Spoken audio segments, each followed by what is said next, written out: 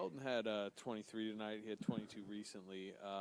What he's doing a little bit more than maybe even in the past as a scorer, what is that kind of giving this team?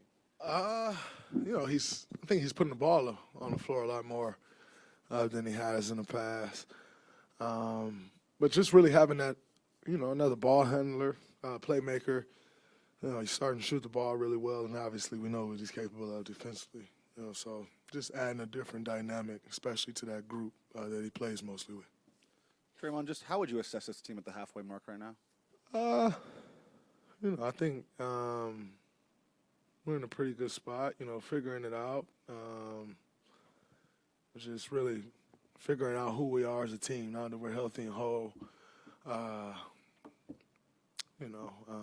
think it's kind of starting to come together for us and turn the corner. We're starting to build an identity. On Melton, what's it been like to see him, get back to this level after the surgery and the injury? It's great. We thought he was very important to this team before he got hurt, and obviously everything that happened.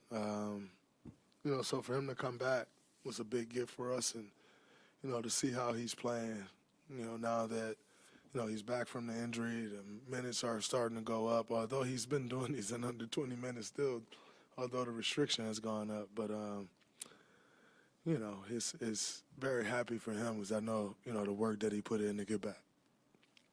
I think you had a sequence where you deflected a pass, recovered to block a shot, rebound, then trail three. How would you describe just like the rhythm that you're starting to develop here this month compared to last month? I think my rhythm is a lot better. I've had the ball a lot more, which allows to find a better rhythm. And then, it's that time of season where, you start to really get into shape, where it's headed to the All-Star break, and then coming out of the All-Star break, it's a sprint to the finish line, So everything starts to usually come together after holiday, Thanksgiving, Christmas, you start to put it together. I've been able to find a pretty good rhythm as of late. Just got to keep putting the work in, making sure I'm getting my reps, days that we're not, practicing or, no games, just continue to put the work in so that the confidence is there. But overall, I feel like I'm starting to find a good rhythm on both sides. Draymond, you said that this team is starting to find an identity. What is that identity? I think, number one, it has to be defense.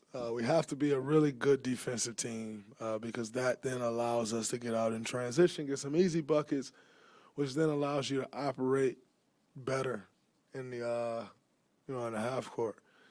And then the other things that's becoming our identity, I'll just let the teams figure that out. I don't want to tell them. Draymond, Steve's referred a couple times recently to these being like the dog days of the season. Number one, do you agree that these are the dog days? And just when did you first figure that out, like in your career, that these are the dog days and how to kind of push through those dog days of the season? Well, early on in your career, you don't really know. You just know it's a little harder at the time. And you want to go to the gym a little bit less that day. And the walls start to close in on you a little bit more. I told the guys after last game, I showered and got out so fast after last game. And I told them in the locker room, I said, I just want y'all to know I'm not upset. I'm not mad. I know people are going to see I left quick. I just need to get out of here. These walls are closing in on me. Because after that Clipper game, I was beat up. So all last week, every day I was in here 2 hours just really getting myself, one day in between games. So just getting my body back to a place where I feel good going out on the floor, and I was a little beat up after that game. So that was a few-day process of actually just hammering away at different things. And so even on the off days, I was here for a couple hours. And then after the game, I sprinted out because it just felt like I was in a casino or jail or something, like the walls was just closing in on me. And so you feel it. And early in your career, I remember a friend of mine came to my room. We were in L.A., And he came to my room, and I had a 3:30 bus, and it probably was 3:05, and I was just sitting there staring at a wall. He's like, man, what's wrong with you? I said, I don't know, but I'm exhausted. And so you start to figure it out, and as you get older, you learn how to manage it a little more. But, like, I bet you Will Richard head is spinning. Like, he don't know whether he's going left or right, up or down right now. Like, it just happens. And what it is, for those that don't know, is like you can't quite see the beginning of the season. It was too long ago. Can't quite see the end. It's too far away. And All-Star break also is just a little too far. And those make the dog days for you. So we're in them. Got to find a way to get wins in them, though. Draymond, But they suck. Who they suck. speaking of defense, what do you like about Guy had 4 of you guys' 16 steals. How much does his defense coming off the bench mean to you guys? And do you guys talk about defense? Do you study defense together? Well, I think, I'm always trying to give tips that can help one be better. But Guy is just he is a ball of energy. Both sides of the ball. He rebounds. Some guys just have a knack for the ball, and Guy just has a knack for the ball. Like, he's a ball magnet, whether that's a deflection, whether that's a rebound, whether that's a tap out, on the offensive rebounds. Like, he's a ball magnet. And, he's been very disruptive for our group this year. With his rebounding ability and then just being all over the court defensively. He's a smart player. And so, he reads things before they happen.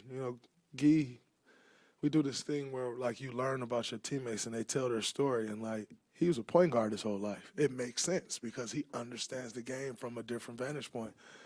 And when you start talking steals and just having a knack for the ball, that's usually a point guard's trait, And so, he's continued to get better, continued to work on his game. He's built up the trust from not only the coaching staff but his teammates as well. And, the energy that he's been bringing to the floor for us on a nightly basis has been good.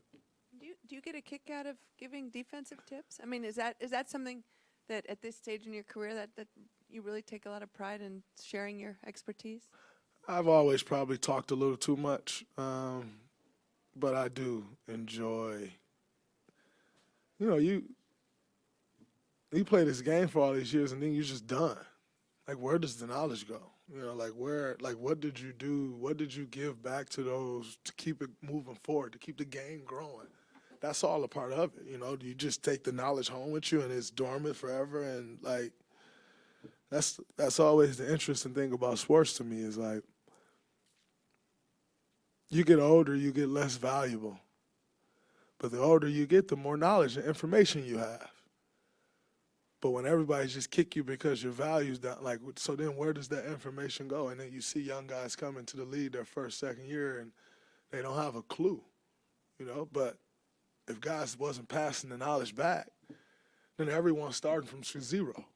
Then how do we even push this thing further and further and further ahead, So I love giving advice to young guys. Any young guy that'll listen, I'll speak to, because Pete Myers told me a long time ago, you owe it to the game to leave it in a better place than it was when you found it, and I always try to do that.